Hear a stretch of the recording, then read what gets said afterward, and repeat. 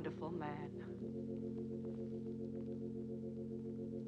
Death is very sad.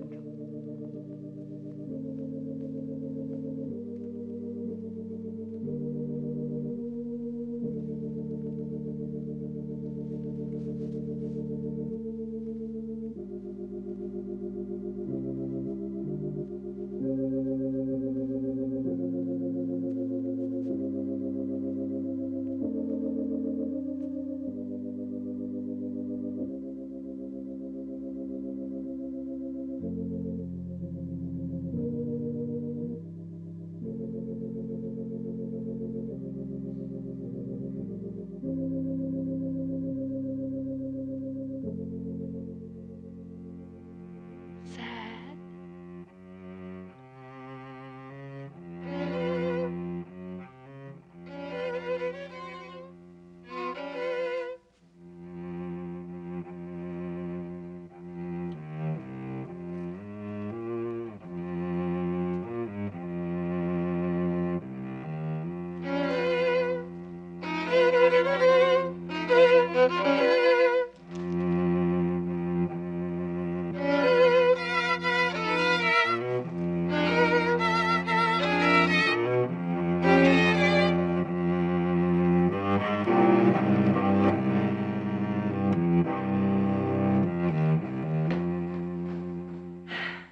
Mr. Bentley, I'm very pleased to see you.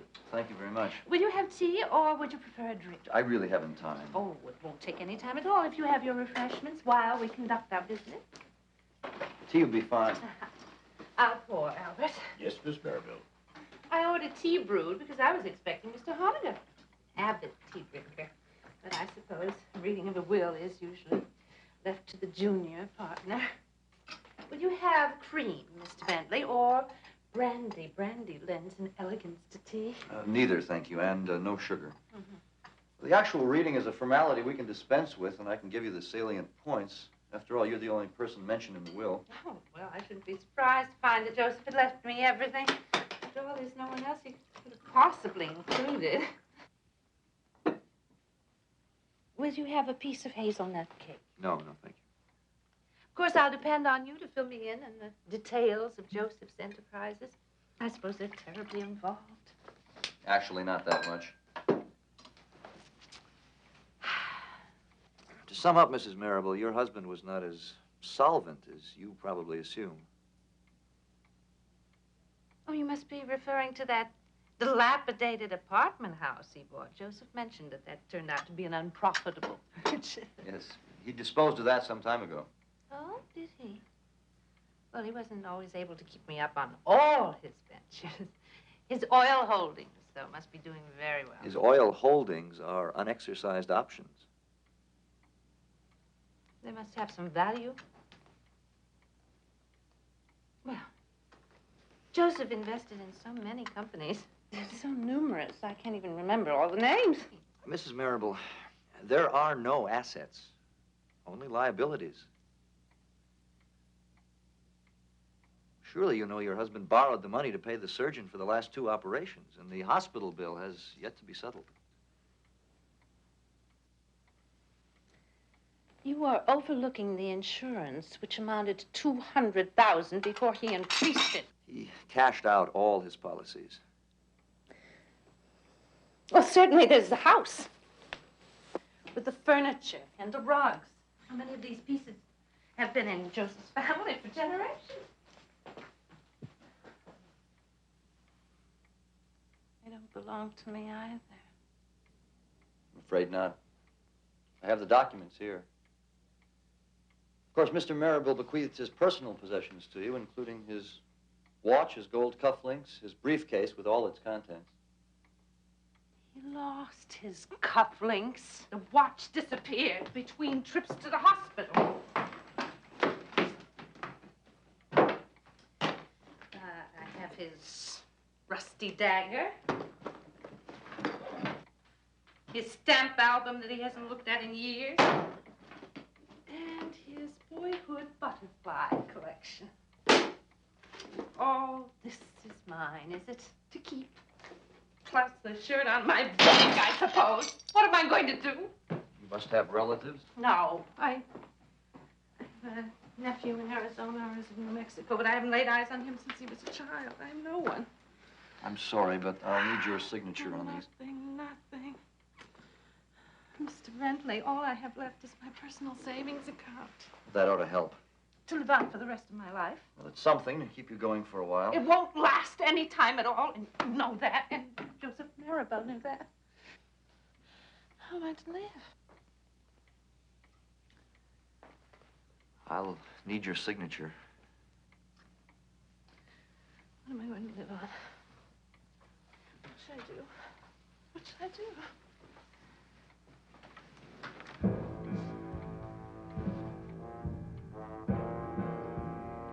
Your signature, Mrs. Maribel?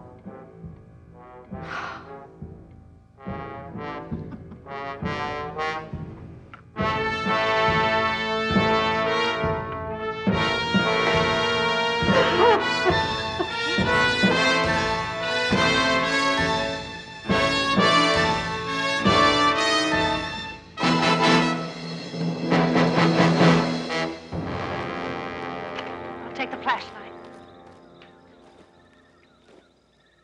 Do we have to do it now? Oh, yes. Soil's too dry in the daytime. And the hot sun can burn the roots.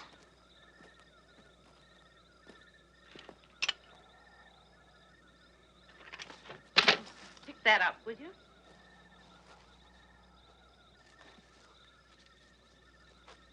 Oh!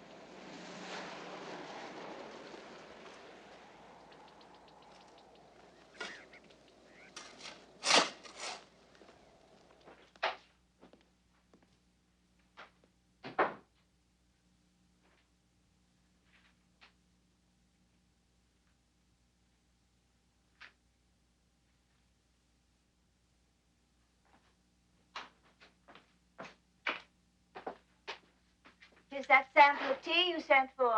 You want it for your lunch? Oh, there'll be plenty of time to taste it. Just store it for the present.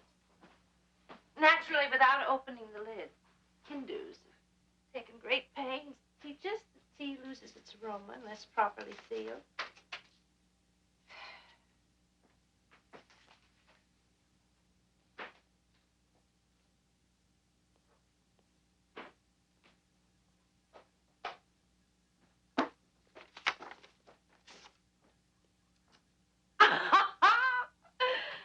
Oh, yeah. That's flattering. I have been invited to join the museum building committee. Lunch is almost ready. I have to talk to Juan first. He made one of his usual blunders. I'll never know why you put up with it. Miss Tinsley. Miss Tinsley?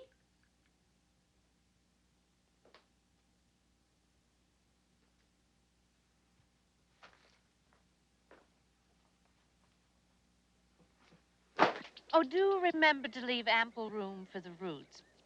My gardening magazine says it never hurts to make the hole too deep. I make it good. But when they bring the tree, huh?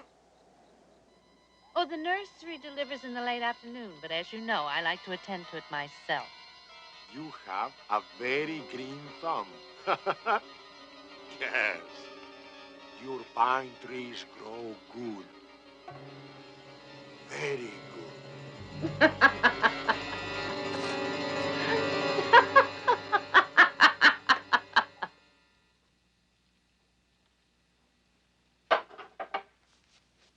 Don't spill it. Obviously, you haven't the remotest idea how much a bottle of Grand Marnier is worth, or you'd be more watchful of every drop. You've never tasted it, have you? No.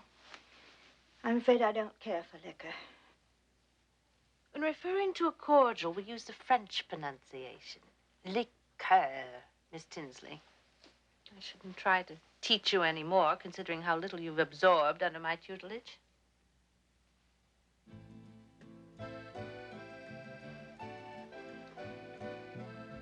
Will you turn that off, please? It's one of your favorites. Is it? Indeed. I believe we can do without music this evening.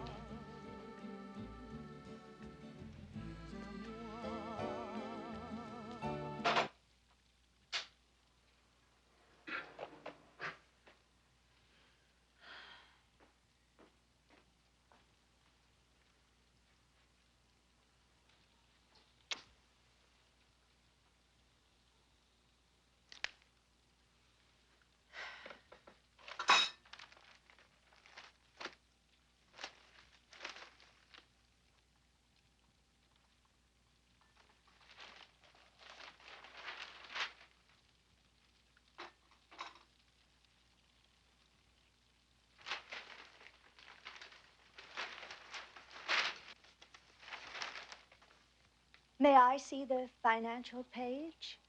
You may. What you expect to find there, your stocks are unlisted as they were the day you placed your order. But how are they doing? Are they going up or are they going down? How would I know? Well, I thought your broker would keep you advised.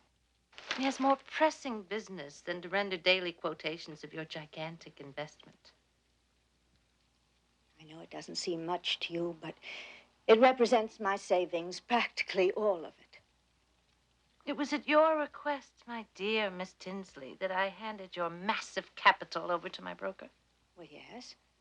When you told me your stock had doubled and was still going up, You wanted to hitch onto a star without any awareness of how treacherously it can become a falling comet. However, no more of this. I'll call my broker in the morning and instruct him to sell your securities at a loss, if need be. Oh, no. I can't afford that. I don't want to sell now. Don't call him, Mrs. Marrable, not on my account, please. I won't, if you'll kindly stop wringing your hands over your money.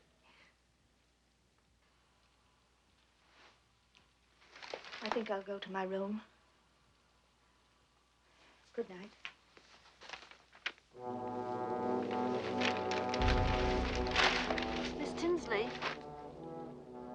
promised to help me plant my pine tree. You want to do it now? Go on, I'll join you in the garden in a moment.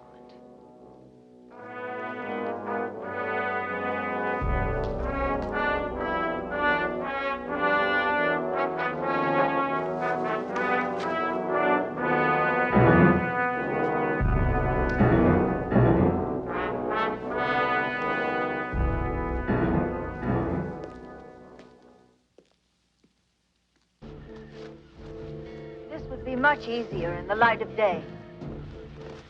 Well, the soil's too dry in the daytime. Besides, hot sun can burn the roots. I think this hole's too big for that little tree. Oh, I don't think so. Oh, what did you say? My watch dropped off. I don't see it. It's over there. Down there.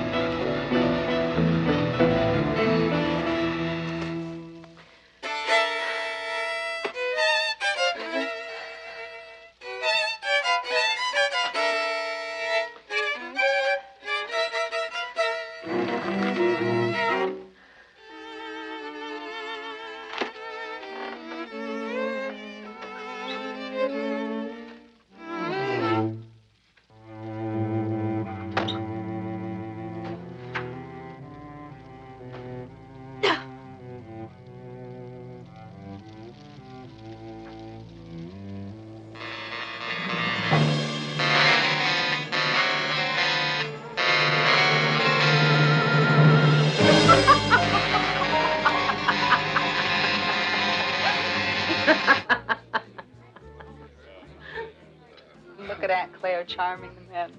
Who wouldn't with that fabulous necklace that you and George gave her? I wouldn't have my own mother to a cocktail party. Elva, George and I are very fond of Aunt Claire. We know, dear. That's why you asked her to come and live in Arizona.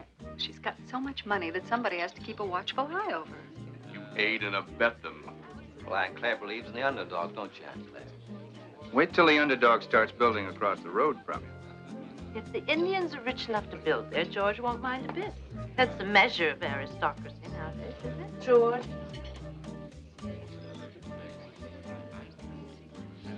It isn't every day I can get away from my dull husband for a matinee. I went there, my darling. I waited over half an hour. You should never miss an appointment with me because, you see, I give no second chances. Pity, too.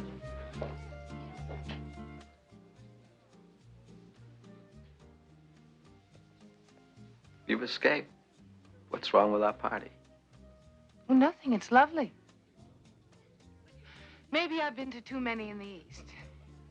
And this is the reason I came to Arizona. The rocks or the snakes? The open spaces. No kidding. Well, there's a lot more desert out there. Let me take you for a drive. They won't miss us. Least of all my wife. No, thank you. I'd like to take my time discovering the desert. I confess that's what I had in mind. On my own. Well, your brother-in-law asked us to look out for you. He went too far. The whole family did. Well, they wanted to be nice to the widow. And so do you. Harriet, I'm sorry your husband was killed. Let's go, huh? Well, well, well. Mrs. Vaughn, I don't believe you've met George's aunt, Mrs. Marable. Mrs. Vaughn's brother-in-law is a stockbroker, too, in the East. I hope he gives better advice than George. Both stocks I bought for you went up, Aunt Claire. Up and down, never enough to matter. I should be going. It's nice to meet you, Mrs. Marable. I'd completely forgotten you had a child to take care of. I'm so glad you had time for a breather. Bye-bye. Can I get you another drink, Aunt Claire? Oh, enough. To steer this vehicle of mine. I hope you find a new housekeeper soon. It's a pity you had to fire Miss Tinsley. She was the nicest one you ever had. You know, I still can't picture her drunk. Oh, she was, though, horribly. Otherwise, I wouldn't have discharged her. The help problem is getting absolutely impossible. I hope you didn't give Miss Tinsley any references. She knew better than to ask for them. You've had such rotten luck with your housekeepers, Aunt Claire. Have I? Actually, I think I've done rather well.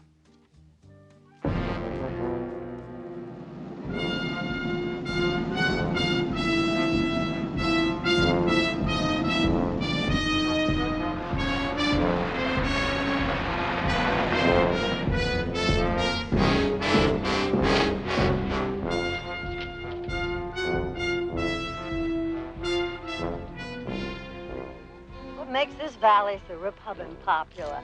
Prettiest part of the county, but it is kind of remote. Well, there's one neighbor. No one's lived there for some time now.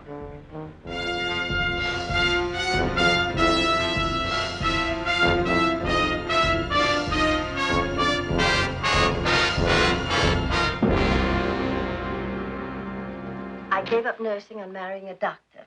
But when he left me by dying, a few years ago, I took it up again.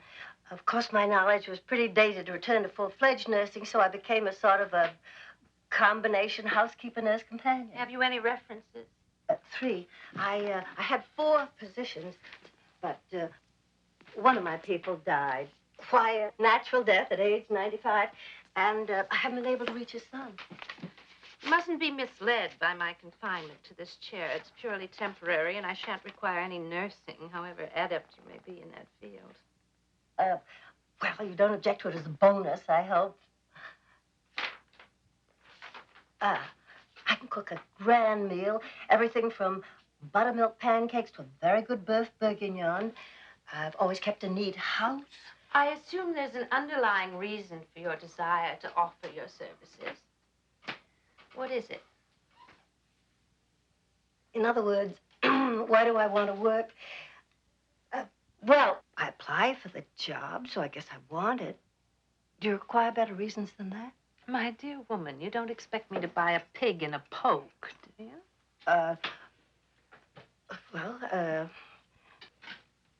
I want to work because I don't think anyone should be idle. It's bad for your morale. Besides, I don't like to live by myself.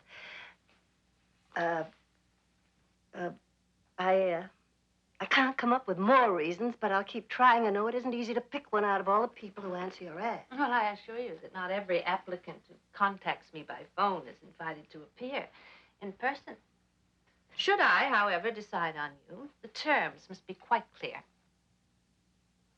I provide room and board, and the stipend indicated in my advertisement. There are to be no increases. Well, the salary's very satisfactory. I wouldn't have come out here. Well, it wouldn't allow you to save much, and I would like to know that you're covered in case of illness. Oh, I do have savings of my own. You don't drink, do you? Why are you hesitating? Well, I'd hate to miss out on the job because I enjoy an occasional glass of sherry. One more thing. I've had abominable luck with housekeepers who went dashing off to family weddings and to nurse ailing grandchildren. But who would I dash off to? Nobody. Nobody in the entire world.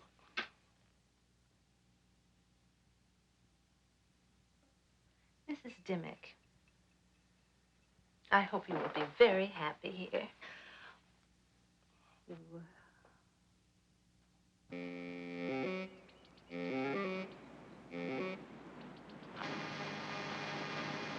Before you leave, would you transplant the geranium?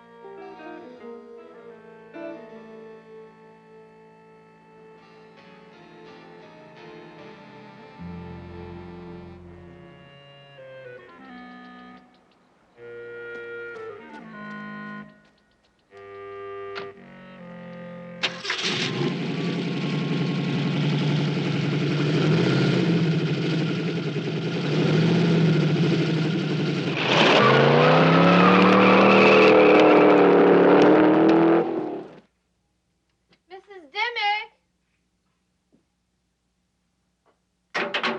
Mrs. Dimmick! Yes? Bring me that new pamphlet on deep rooting, will you? In a minute. It's in the library with the government publications that came yesterday.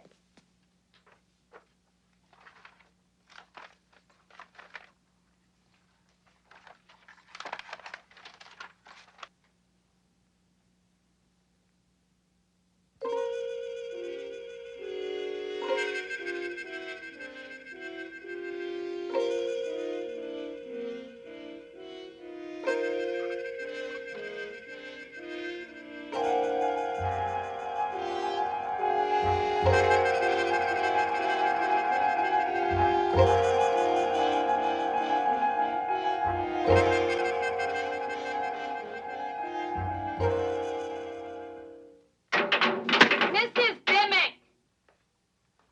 Can't you find it? I have it.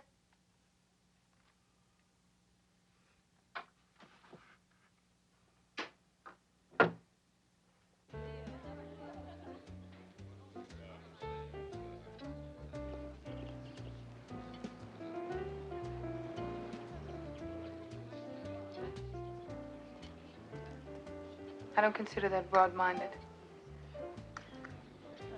Well, I think you're a saint. Stuck with that brat for months. How can you stand it? Don't you think your husband's family took advantage of you? Nope. I volunteered. Gave me a chance to get away from the relatives, put the Kenza in mine. And from the small talk, gossip, pressures. To become one with nature. Maybe. Does that apply to men, too? I'm sorry. I suppose it's too soon. Don't be sorry. It's a good question. I just don't have the answer. Well, you couldn't have come to a better place if you want a good roll in the hay. Help yourself. Even with George. No, thank you. I think you're the kind that plays for keeps. If that's your... Excuse me. Mrs. Lawson? Yes? I knew I couldn't be wrong, but I can't pinpoint where we met. Maybe we haven't. We must have. I knew your name. Mine's Mike Dara. Mind if I sit down? Please. You don't mind. No? Have you also met Mrs. Vaughn somewhere? No, I haven't.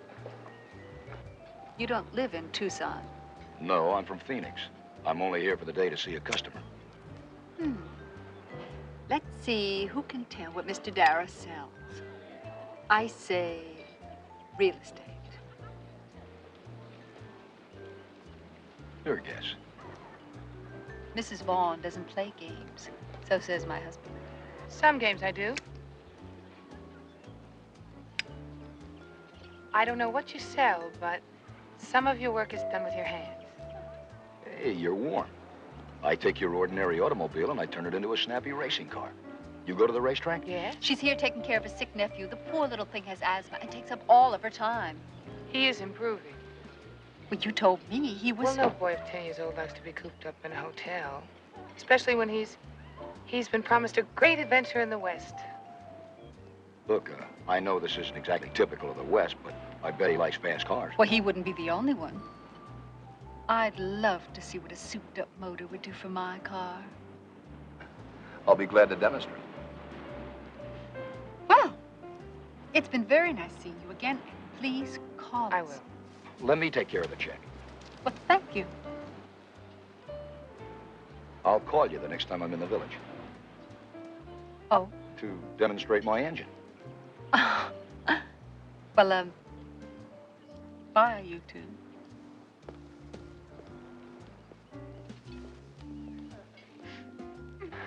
What's the matter? I was ready to laugh.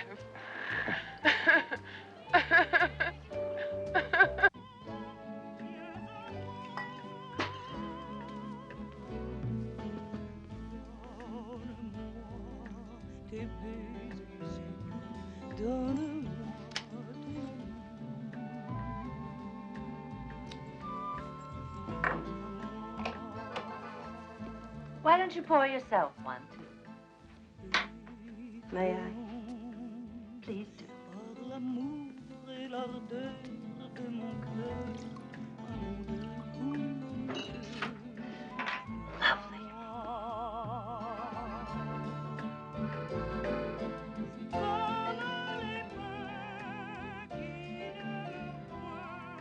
Oh, Mrs. Timmick, take a look at my calendar. What do I have to do this afternoon?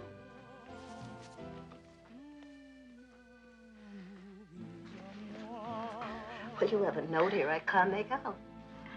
Oh, I have to write to my broker in Chicago. He's a marvelous man of the old school. He's not much given to correspondence, but he has yet to be wrong about a stock.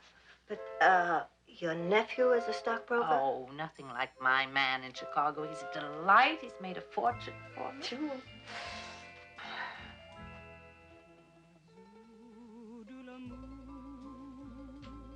You wouldn't know the word for parrot fever. Psittacosis. Oh, Mrs. Timmick. How marvelous to have an encyclopedic knowledge.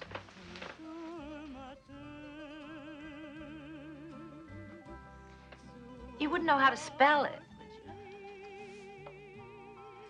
would you? P-S-I-T-T-A. Whose dog is that?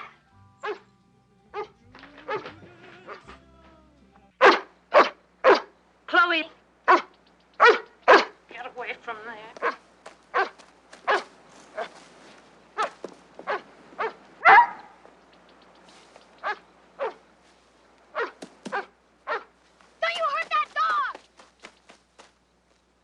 Who are you? James Vaughn, and where's your property line? Jim! Oh, I'm awfully sorry. Jim's been reading about all the land the Indians had, and we moved into the cottage for 3 months. I don't think you remember me. We met at the Lawsons. My name is Harriet Vaughn. I was not informed that the cottage was available for renting. Ask her if Chloe belongs to her. Chloe? Well, that's what she called the dog. Chloe is a tramp. Then we can keep her, Harriet. You will do nothing of the kind, and if the dog is so misfortunate as to appear again, you will not encourage her to stay. I hope that wasn't an order, Mrs. Marable. If you don't want the dog around, we'll work it out. But I have not taken loving and diligent care of my garden to have it wrecked by this vagrant bitch.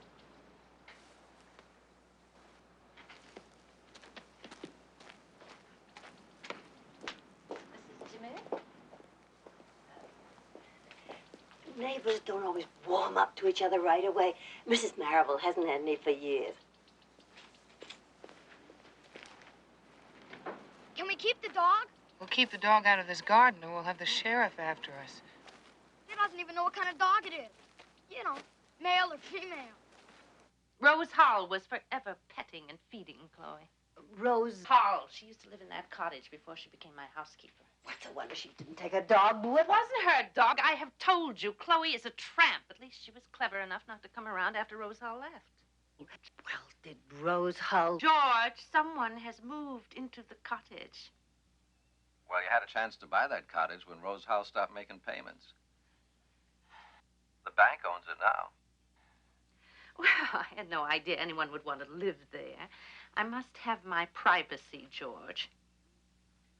Use your friends at the bank, can't you? Didn't you tell me? You're one big club, one for all, and all for nobody.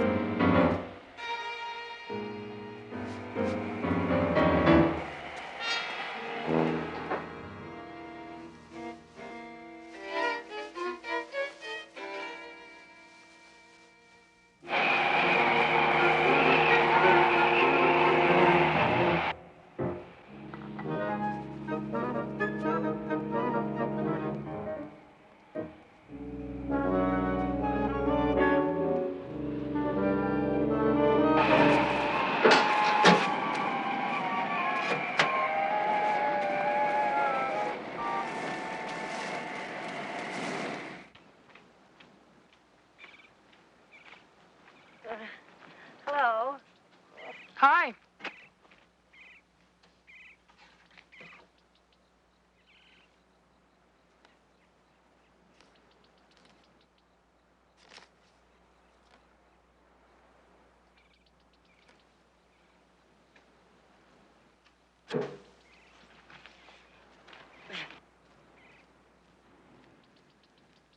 Explain myself. I'm entering the same contest as Mrs. Marrable. I can't let her know. She wouldn't like that at all. So I was mailing my card from your box. A blank card is all that they asked for. The first 100 entries get a portable makeup mirror that lights up all over. How will they know where to send it? There's no return address.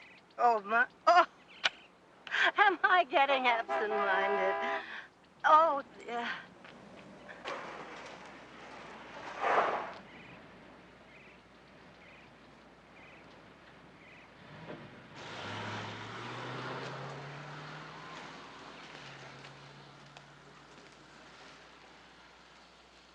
Jim! Jim!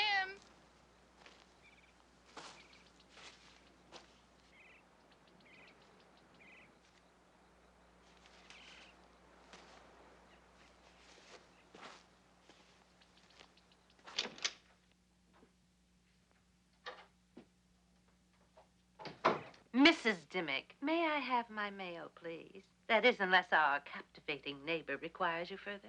I'm sorry. I didn't realize you were up and about. She seems to be a pleasant young lady. Would you prefer to be in her employ? Oh, I was just being friendly, that's all. Oh, I'm convinced of it. Soap manufacturers put more scent in their samples than they do in the product they sell. Put that in the closet, will you? Well, we have so much stored up in there, we could open up shop. Are you suggesting that I give it away to your newly acquired friend across the way?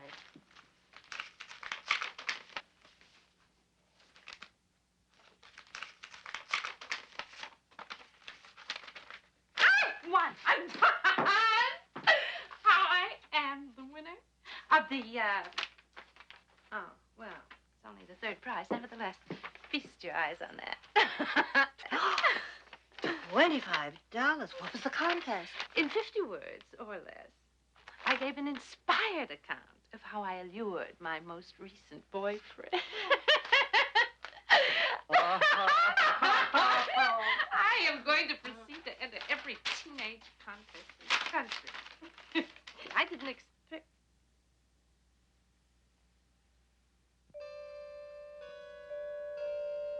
Oh, I should have told the mailman there's no one here by that name. Post offices have been known to make mistakes before. It's not a serious one. This was her address one time.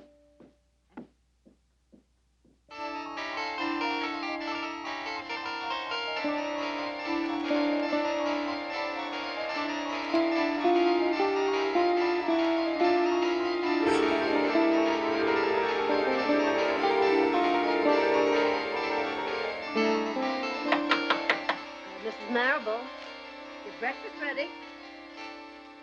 Thank you.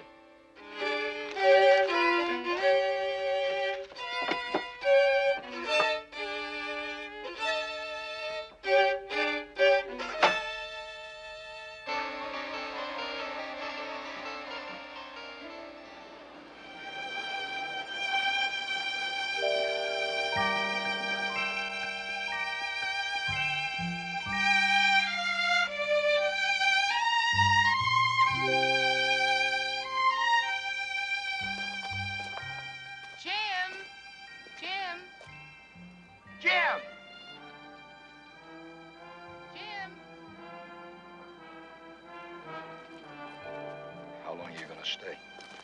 Certainly another couple of months. We took a lease on the cottage. But you know that. Are you happy with the place? Uh-huh. Great for Jim. Me too. I'm so glad you told me about it.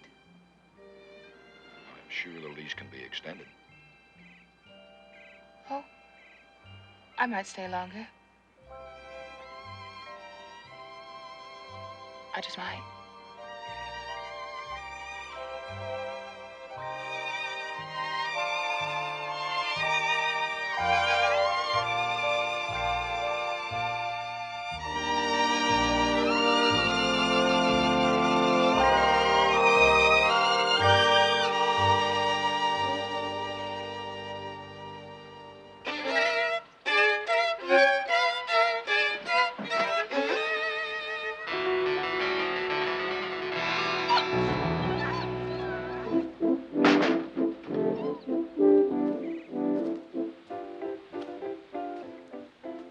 Chloe, what I have for you.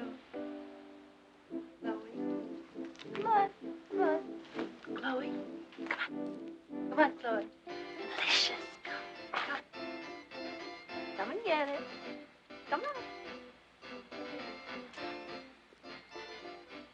Chloe, are you coming?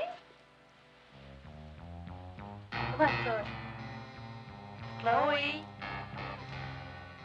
Get it. Come on, come on. Chloe?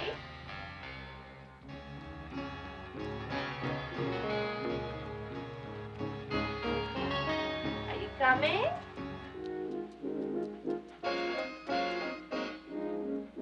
That's a good dog.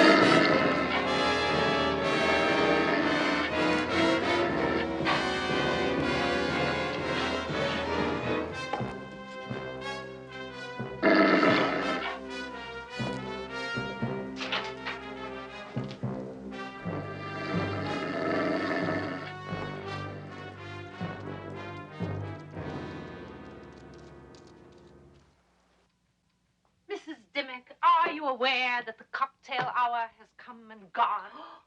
Has it? I have your margarita right here. I'm a bit slow today. Haven't had much experience with pheasant. When I engaged you, you led me to assume that you were a highly proficient cook who wouldn't be thrown off schedule by a new variety of fowl. I'm only running a few minutes late. Punctuality is essential to a gracious way of life, which I do not intend to give up on account of you. Well, I've been trying to prepare a lovely meal.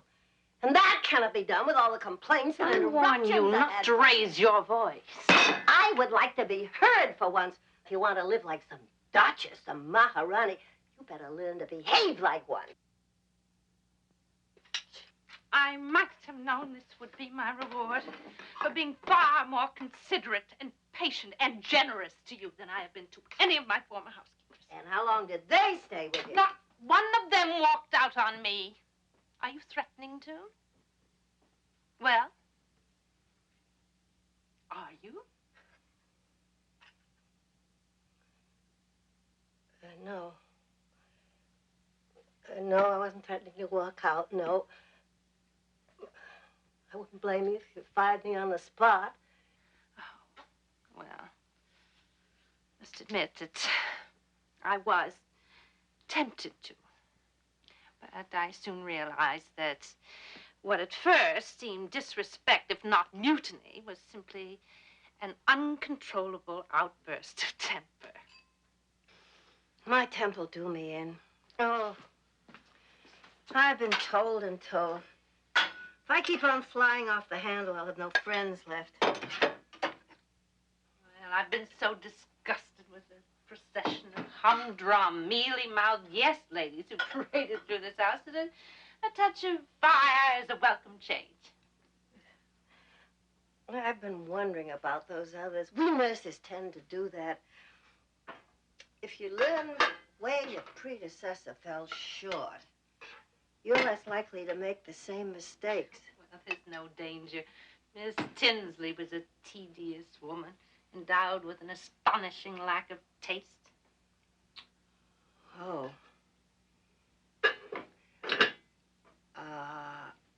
Is that why you got rid of her?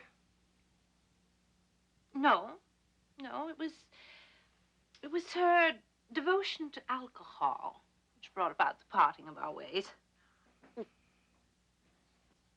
You mean she drank a whole lot? Oh, well, I wouldn't have made an issue of an occasional highball. Oh, what I had to go through to cleanse her room with that pervasive odor of gin. And once she stumbled into this table, knocking off all the china and the glassware, and then proceeded to put her fist through the window pane. Times like that, the filth that came out of her mouth, why, worthy of a man who'd spent his entire life at sea. And undoubtedly, she learned it from just such men. Men? Oh, at her age, she was carrying on with strangers who would call in the middle of the night, write letters to her. Yes, I'd prefer to forget that she was ever here, my dear. Well, you've certainly had your share of strange experiences. Of course, hiring women from an ad could be a risky business. How do you make your choices? Well, I take into account their experience, their references. It could be dangerous, though, living way out here in the desert. No protection to speak of. Oh, I've never been afraid, not of people.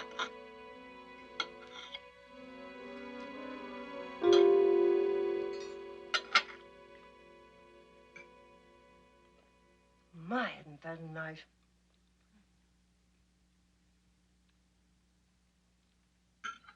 You don't think it has a bitter taste? Does it? Well, I'm afraid so. Distinctly bitter flavor. Did you get this at the market? Pheasant is hardly an item you'd expect to find on supermarket shelves. These birds were brought to me by George.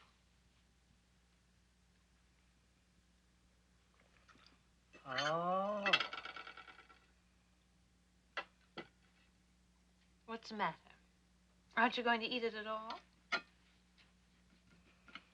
Why not play it safe, Mrs. Marable? I've seen enough in my years as a nurse to scare me, especially where there's money. You didn't finish your sentence. I've been taken off a case when the patient showed the first signs of improvement. Oh, doctor wanted me to stay on for a while, but not the family. When the patient died, you blame me for wondering if it wasn't a bit unnatural?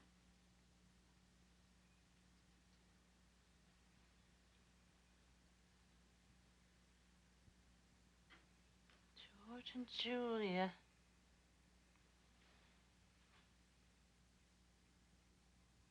Oh, absurd notion.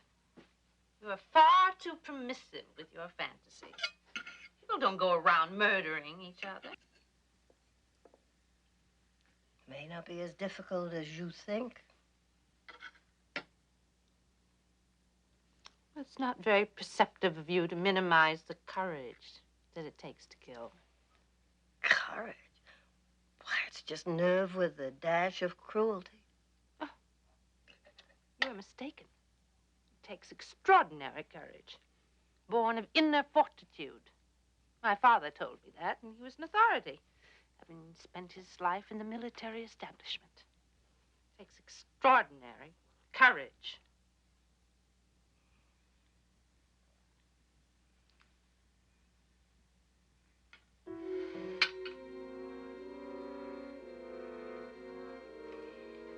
Well, if you're not afraid, why don't you eat your pheasant? Lost my appetite, Mrs. Dimmick.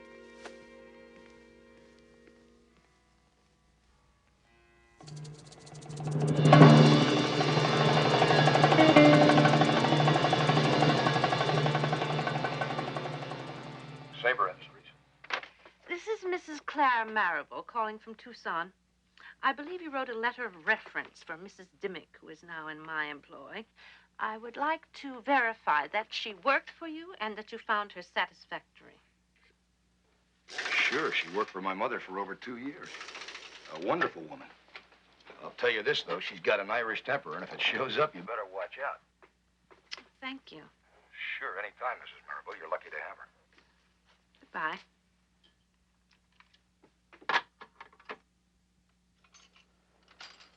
Hey, you're shaking like a leaf. Take it easy, will you? The Queen of Spades won't be back for a while. I don't like to take unnecessary chances. You said they went out to dinner. I didn't want you here today. I told you I'd stay in touch with you. Well, I've had it with the blank postcards and this whole damn mystery bit. You're getting out of here and going home with me right now. You can't go on playing this part. Oh, I haven't been found out yet, and I won't be if you don't give me away. You don't have the strength. Never felt stronger in my life. Or the training. You don't appreciate my talent.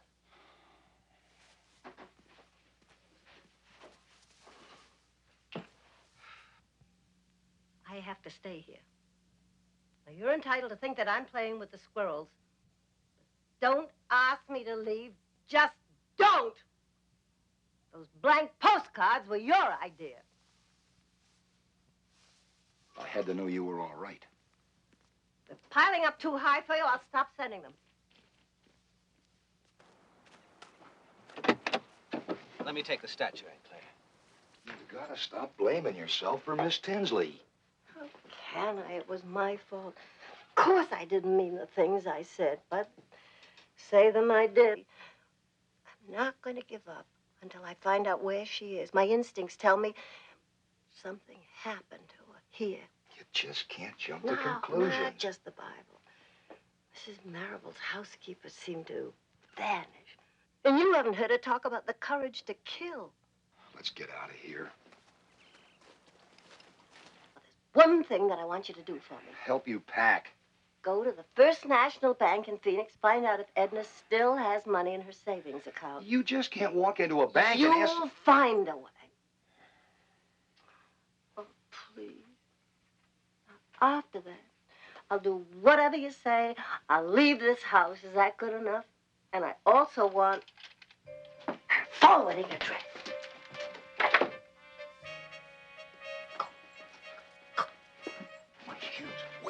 my shoes. Won't you come in for a drink? Oh, well, thank you, Aunt Claire, but we should be going. Oh, very well. And thank you for entertaining me so regally. You call me before long? We will. Goodbye.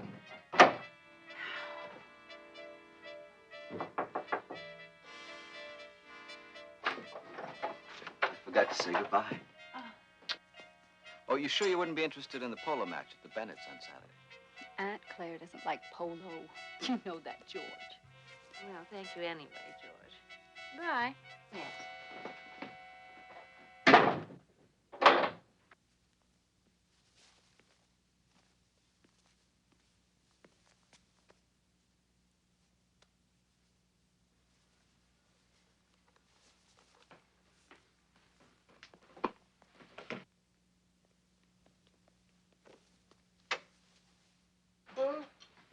Mrs. Dimmick? Oh, my. Oh, I must have dozed off. You have a pleasant time at the fair? Why did you let her pick the most expensive statue they had? Oh, it's a good long-term investment, Julia. Oh, yes, George, but are we so sure that Aunt Claire is a sound stock? You mean because she never pays for anything when she's with us? She thinks we're loaded. Well, we're so smart we fooled her, haven't we? But she might be playing the same game.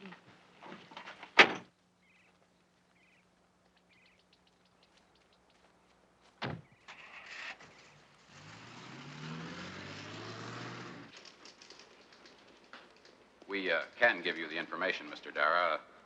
Miss Edna Tinsley's current balance is $32.83. She withdrew $9,000 on March 5th. Yes, she took out the entire amount in cash.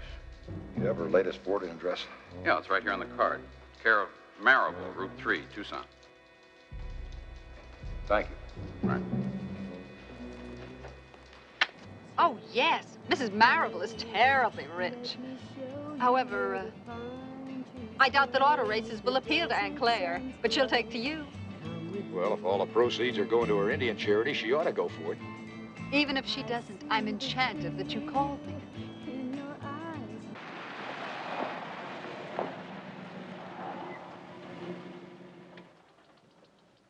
Hey, Harriet. Come here. Come here. Look over there.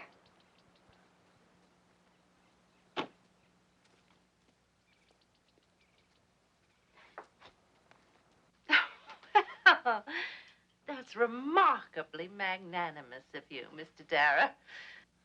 If I could use your phone, Mrs. Marable, I could call the manager of the racetrack and check on available dates right now. Oh, please do. Mrs. Dimmick? Yes? Thank you. Mrs. Dimmick, my housekeeper will show you the phone. Mrs. Dimmick, this is Mr. Dara. He would like to make a phone call. Certainly. This way, please, Mr. I didn't catch the name. Dara.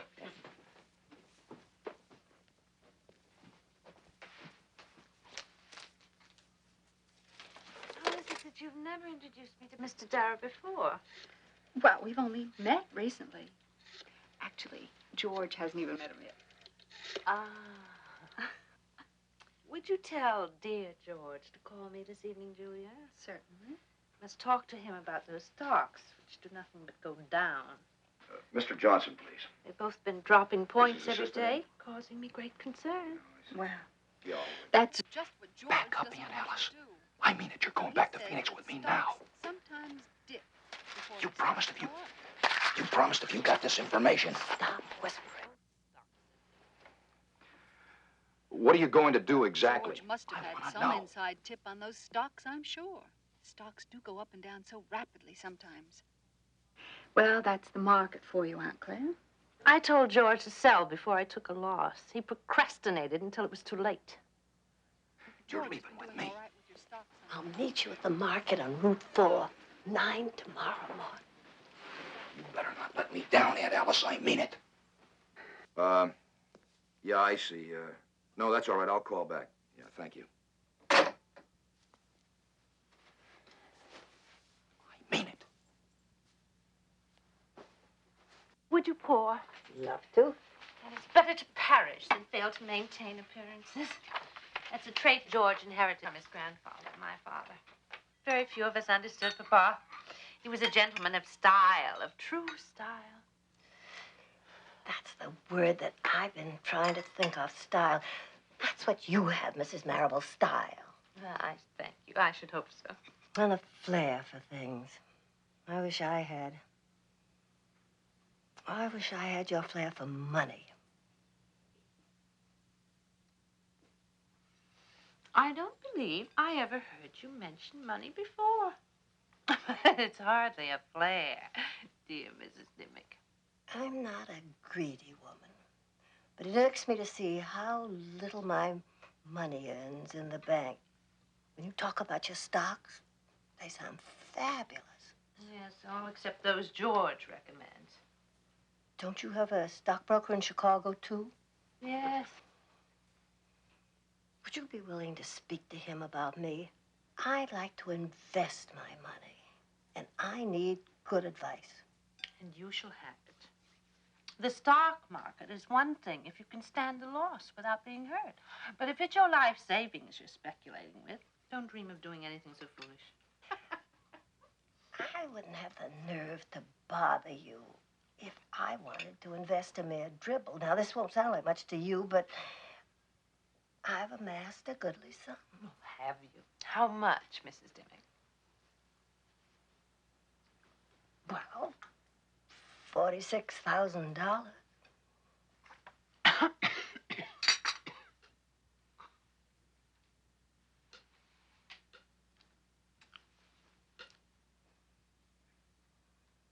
must admit, in my wildest dreams, I never thought such an amount could be accumulated by serving as a housekeeper or even a companion.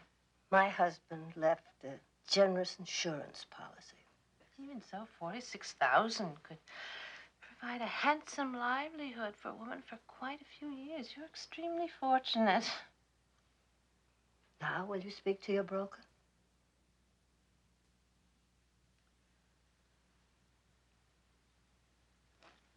Oh, we'll see.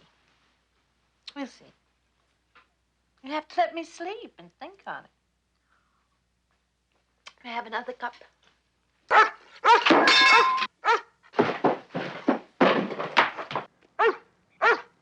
out of my garden! Get out of my garden, you... Hurry up! Hurry up! Hurry up! Hurry! You get that dog out of my garden at once! What happened? Oh, I'm awfully sorry. You deliberately enticed that dog here to destroy my ground. It's impossible to keep him out of your garden. Maybe if we put up a small fence. Are you taking it upon yourself to tell me what to do with my property? I was suggesting a way to protect your garden. You've had no compunction about taking the time of my companion, poking into my affairs, and overtly displaying your hatred of me. What do you want from me, Mrs. Vaughn? I don't want anything from you. You really expect me to believe that?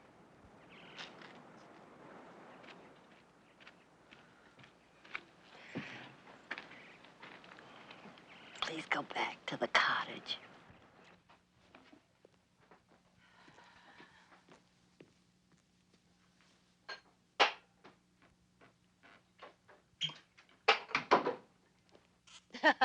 Seems I'm powerless.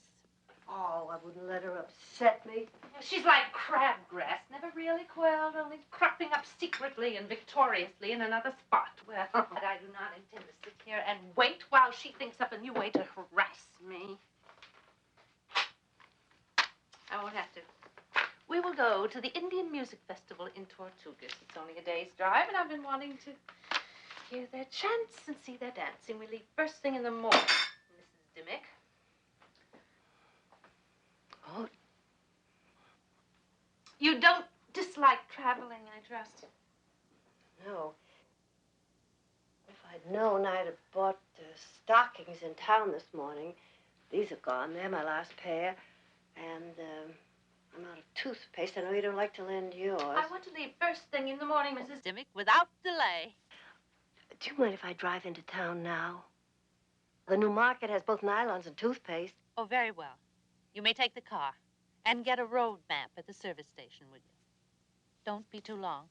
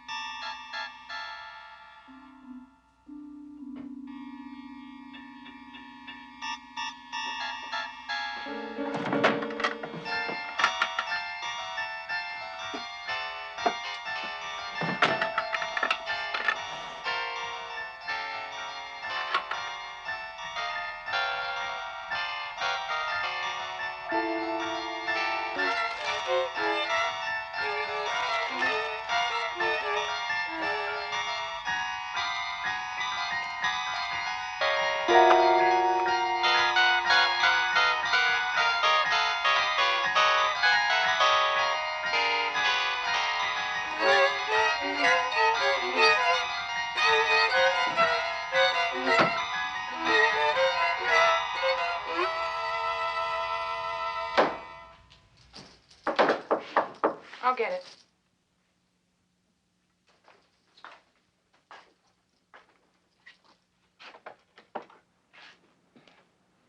Hi. We saw you with that other broad.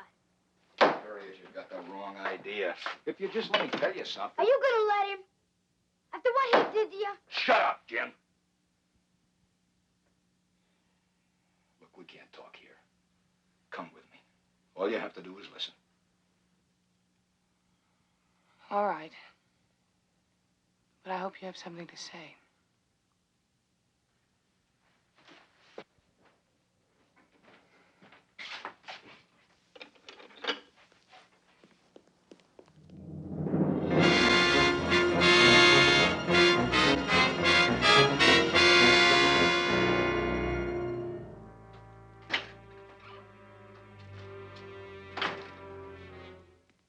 I'm back.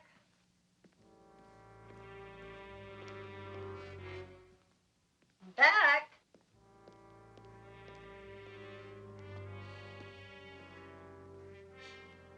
Mrs. Dimmick? Must have dozed off. I found everything I needed. Would you like to study the road map? Thank you. I think I ought to start dinner. Let's have a very light supper this evening, since we want to retire at an early hour. Mrs. Dimmick, would you write a letter to Juan reminding him to cover the roses with burlap? I certainly will. Will you do it now, please? It's the kind of last-minute detail we might overlook.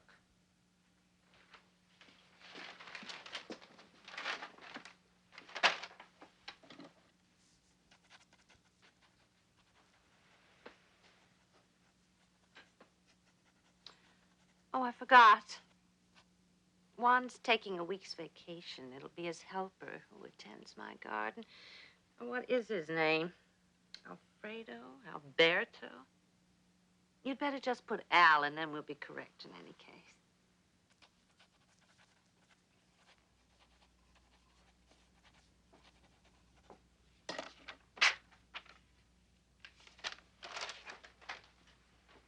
I'll take care of it. Just leave it on the table.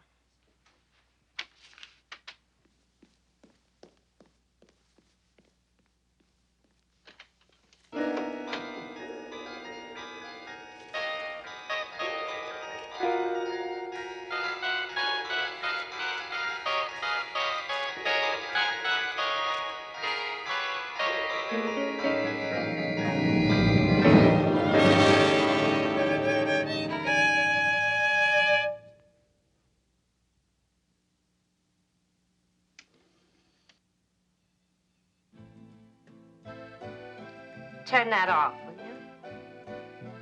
I think we can do without music tonight.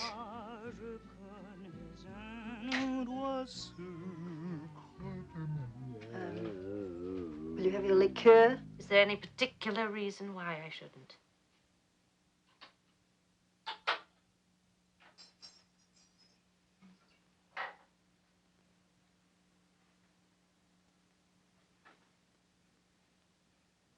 Did I tell you to help yourself? Well, very sorry. I hate a sticky bottle.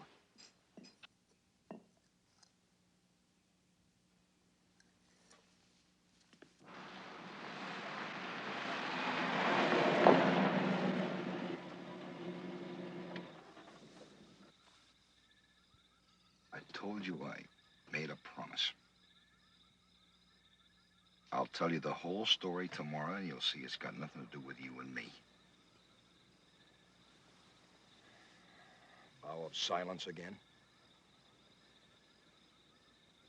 Suppose I have nothing to say.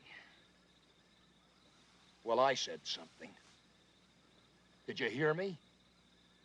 I said I love you. I didn't ask for that.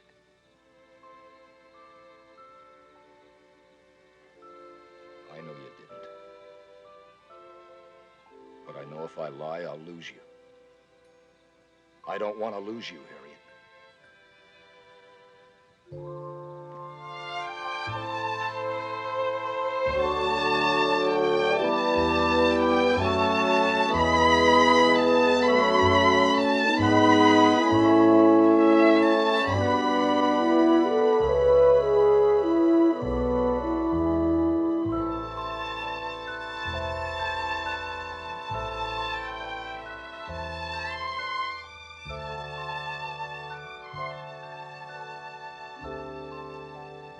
Do you still want to go home?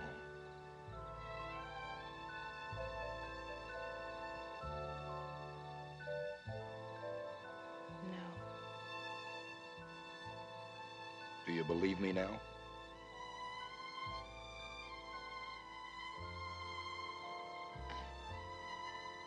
I'm not sure, but I don't want to go home. Mrs. Dimmick, I'm going to leave the note for the gardener.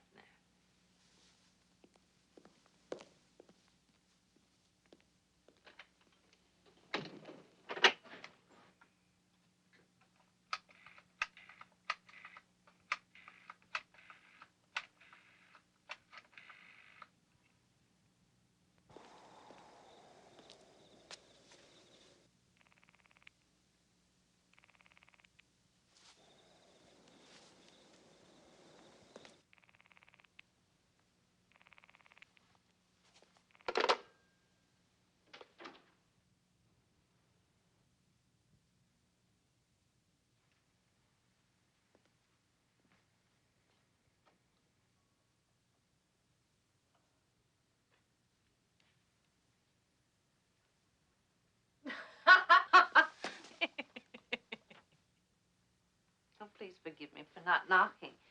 I forgot my manners in my anxiety to see that every window in the house is tightly closed. If it should rain, my floors would turn into soaking sponges. Yes. Oh, the weather report is ghastly. High winds, terrible drop in temperature. We may have to postpone our trip. Oh, the sun will be shining for us when we get to New Mexico, I promise you. Have a good sleep, Mrs. Dimmick.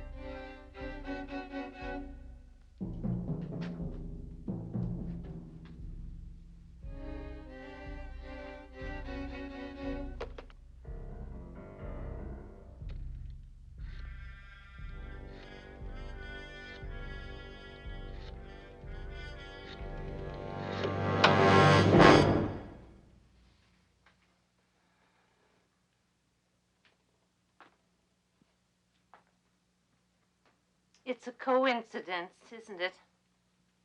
I couldn't sleep either. Oh, yes. I never can sleep through the night before a trip. I guess it's because I haven't traveled much. Sleeplessness can be brought on by any number of apprehensions. In your case, I dare say even I can diagnose the cause. You've been too preoccupied about your money. Oh, no, it's the last thing on my mind. I think I'll have some hot milk. Perhaps it will help me sleep.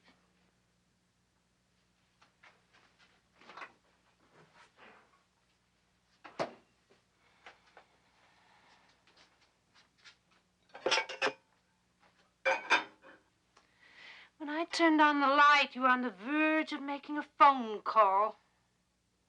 Oh, yes. I was checking the Weather Bureau. I thought you might be calling the market to order new toothpaste and stockings. What a fraud you are!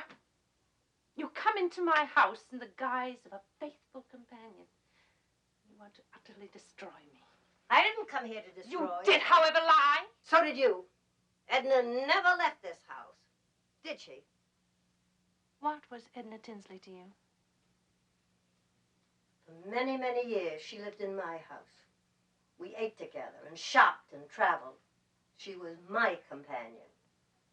Do you expect me to believe that... I don't care what you believe. I shared bread with my companion, not crumbs. I never humiliated her. She left your service. Yes, she did, and that was my doing. But she was ready to come back to me. She told me so over the phone. Her voice shaking, she was so frightened of you. Where is she? When you left the house this afternoon, you went to meet someone, didn't you? That girl across the way. How many women have you killed? Well, you could have lasted quite a few years. Do you expect me to be flattered? I expected a little loyalty. It isn't often that I find someone whose company I enjoy, truly enjoy. I saw many happy years ahead for both of us. You are the only mistake I made. Didn't you ever think you'd be found out? No, and I won't be. Giving yourself away. To you, you are a dead woman. No, I'm alive. See, I'm very much alive. And I'm not gonna be your next victim.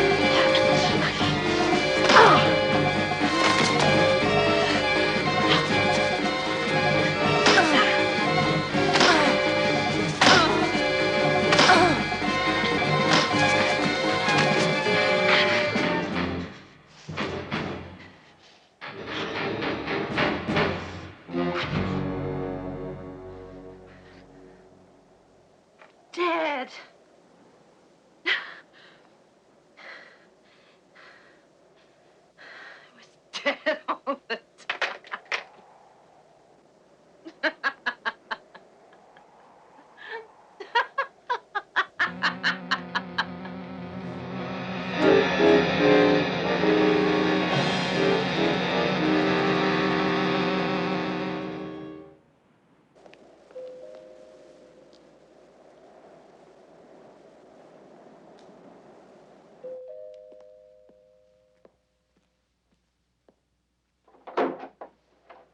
Good morning. Your nephew called a few minutes ago. Your phone hasn't been answering and he's concerned.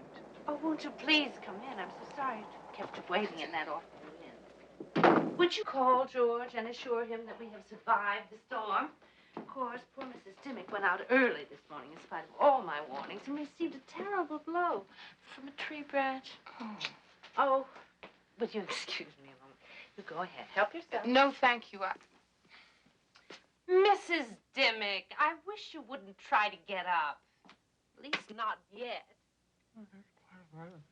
I do insist that you continue resting.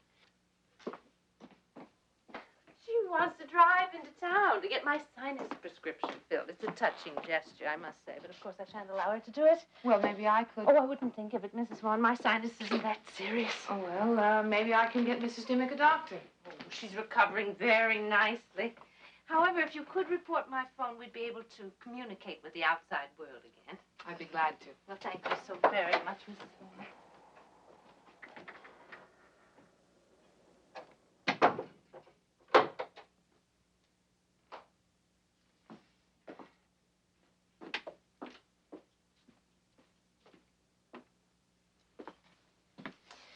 We will pretend that you are loyal to the bitter end, running off to fill my prescription no matter what the weather or your own health.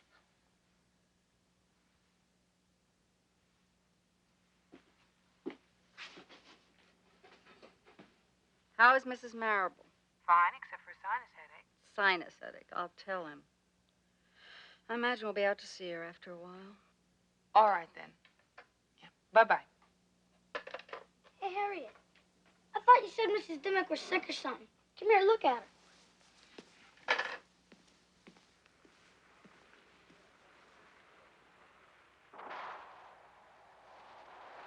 I'm surprised she got her way.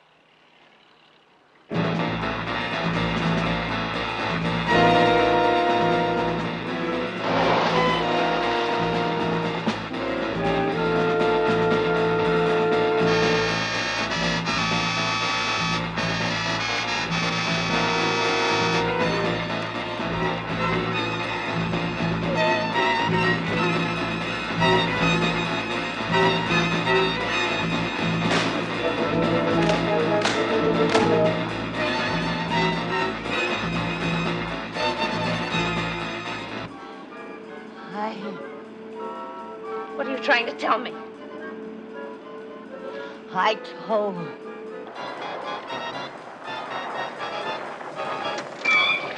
What did you tell her?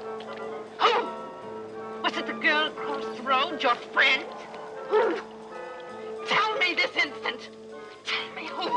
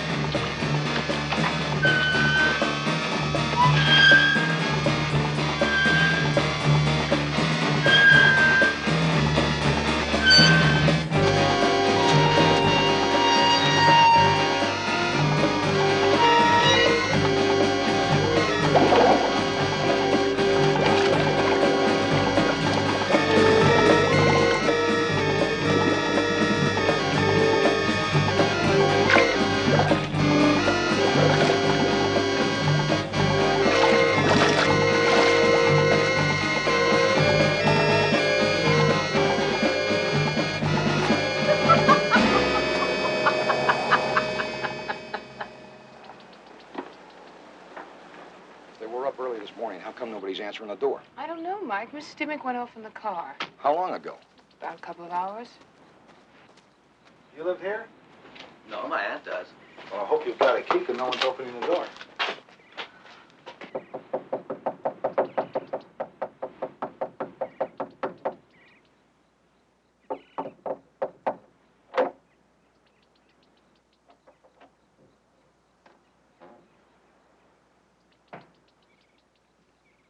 Aunt Claire, are you all right? What? What's going on? Ma'am, your phone's out of order and I have to check it. Oh. Oh. Yes, of course. Please come in. Where's Mrs. Isn't she here? Oh. Oh, she must have gone to the drugstore after all. You know, nothing would satisfy Mrs. Dimmick, but she had to fetch my medicine. And I took 2 pills that she... Oh, it's been quite potent. I still feel rather groggy. Oh, Mr. Darrow, how nice to see you again.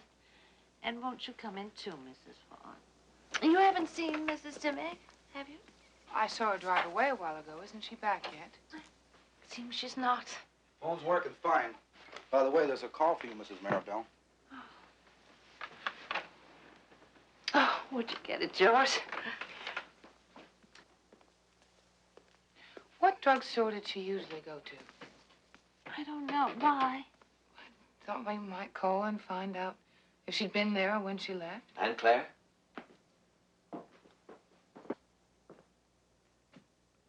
I'm afraid this is going to come as quite a shock to you. Mrs. Dimmock was found in your car. It went off the dirt road into the lake. Yes? And Mrs. Dimmick? Well, I'm afraid she's dead.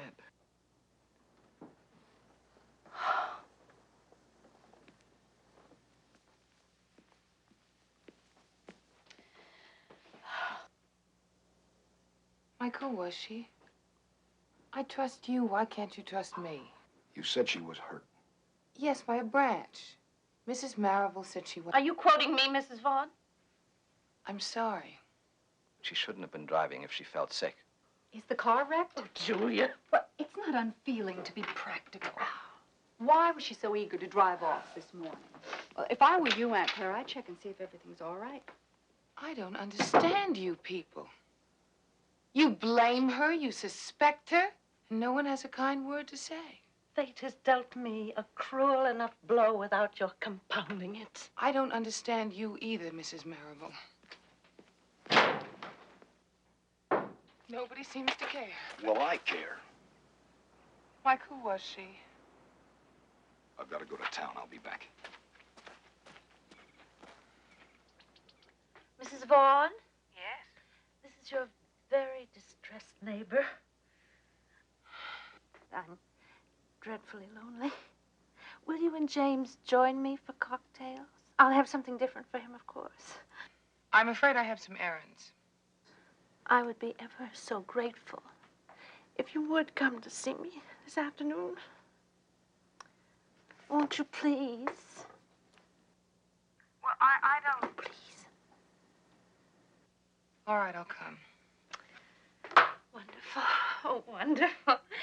Will 5:30 suit you? Fine.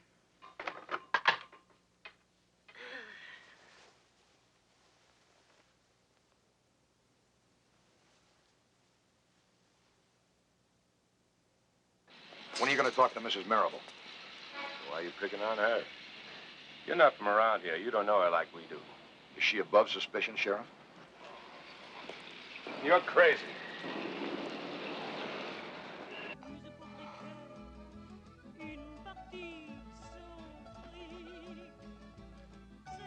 You sure that eggnog is all right?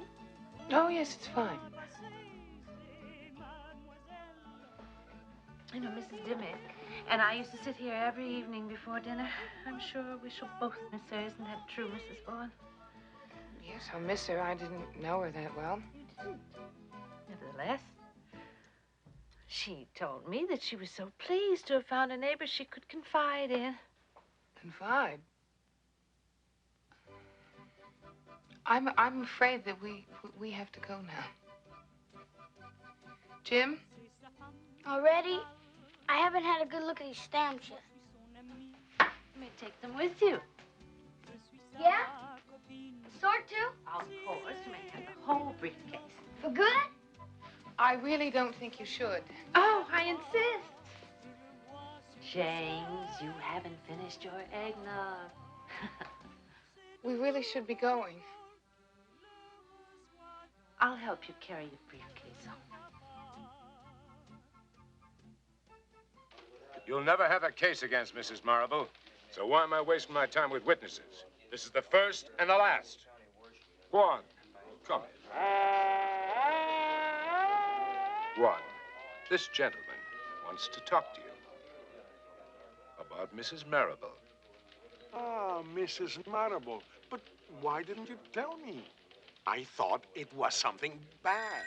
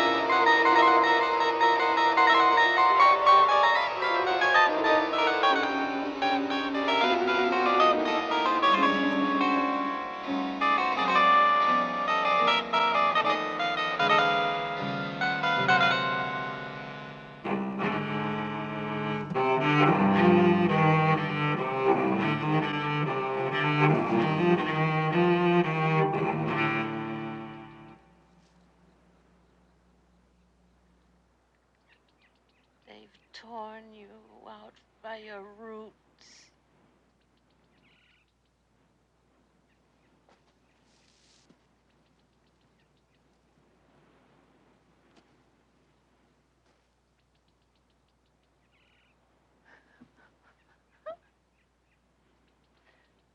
This is my garden. This is my house. This is my land. And you trespassed. You trampled my flower bed. And you killed my pine trees. You had no right. You had no right. Who gave you the right to do this? To deprive me? Who? alive, Mrs. Marable. In spite of your eggnog and your fire. I've got to be grateful to Mike for that. Harriet says I got to return this, even though you gave it to me to keep. These stamps are worth a whole lot. Mr. Darragh says they're worth over $100,000.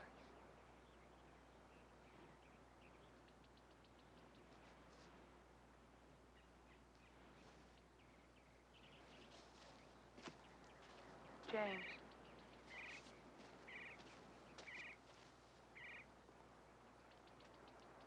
Joseph Marable.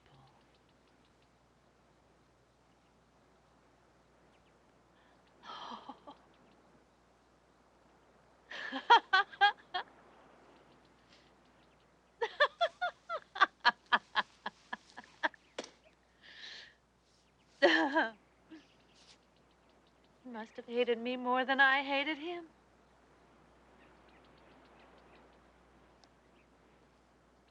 Would you kindly drive me into town? Since I'm all alone, it seems fitting that I should apply for a position. I think I would make a most acceptable companion. Don't you agree? I have savings of my own, and I have no one left in the world.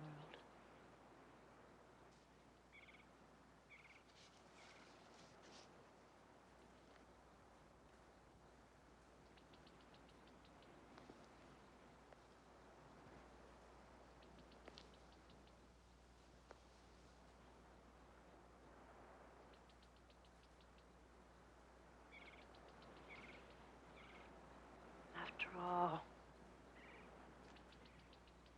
I'd make a very handsome pine tree.